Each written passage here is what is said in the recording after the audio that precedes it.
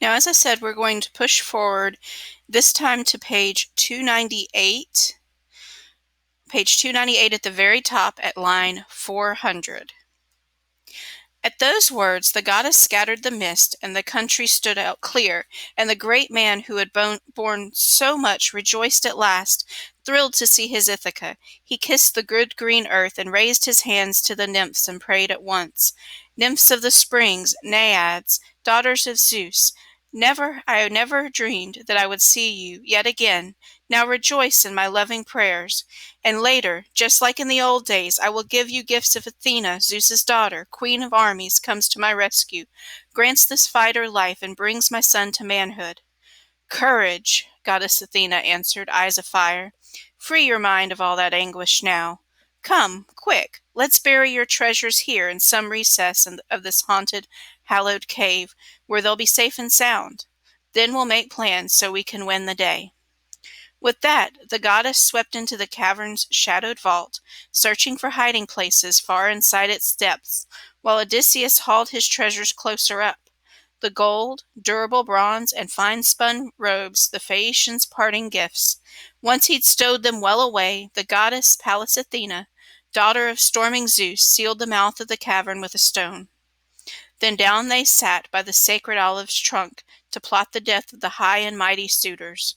The bright-eyed goddess Athena led the way.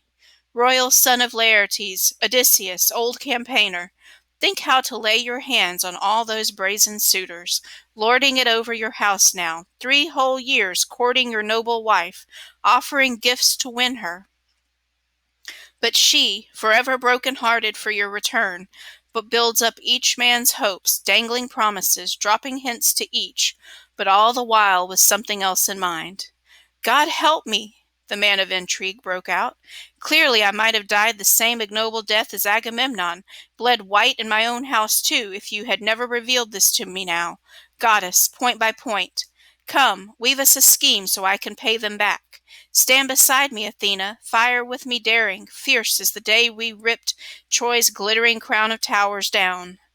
Stand by me, furious now as then, my bright-eyed one, and I would fight 300 men, great goddess, with you to brace me, comrade in arms in battle.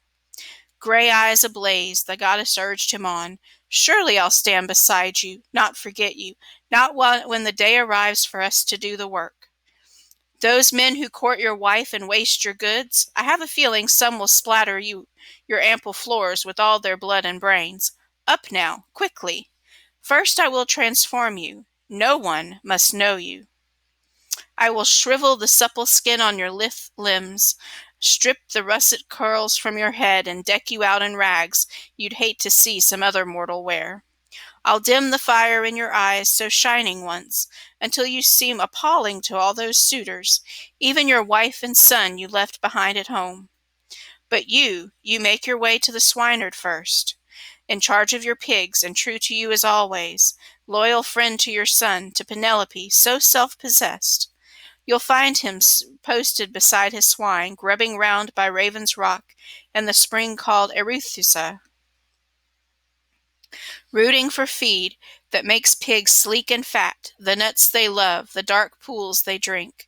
Wait there, sit with him, ask him all he knows. I'm off to Sparta, where the women are a wonder, to call Telemachus home, your own dear son, Odysseus. He's journeyed to Lacedaemon's rolling hills to see Menelaus, searching for news of you, hoping to learn if you're still alive. Shrewd Odysseus answered her at once. Why not tell him the truth? You know it all. Or is he, too, like father, like son, condemned to hardship, roving over the barren salt sea, while strangers devour our livelihood here? But the bright-eyed goddess reassured him firmly. No need for anguish. Trust me, not for him. I escorted your son myself, so he might make his name by sailing there. Nor is he saddled down with any troubles now. He sits at ease in the halls of Menelaus, bathed in endless bounty. True enough, some young lords in a black cutter lurk in ambush, poised to kill the prince before he reaches home, but I have my doubts they will. Sooner the earth will swallow down a few of those young gallants who eat you out of house and home these days. No more words, not now. Athena stroked Odysseus with her wand.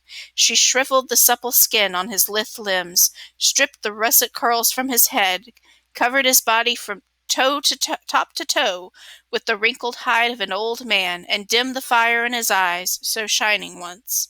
She turned his shirt and cloak into squalid rags, ripped and filthy, smeared with grime and soot. She flung over this the long pelt of a bounding deer, rubbed bare, and gave him a staff and a beggar's sack, torn and tattered, slung from a fraying rope. All plans made, they went their separate ways, Athena settling off to bring Telemachus home from hallowed Lacedaemon. We're going to pause here and answer another question.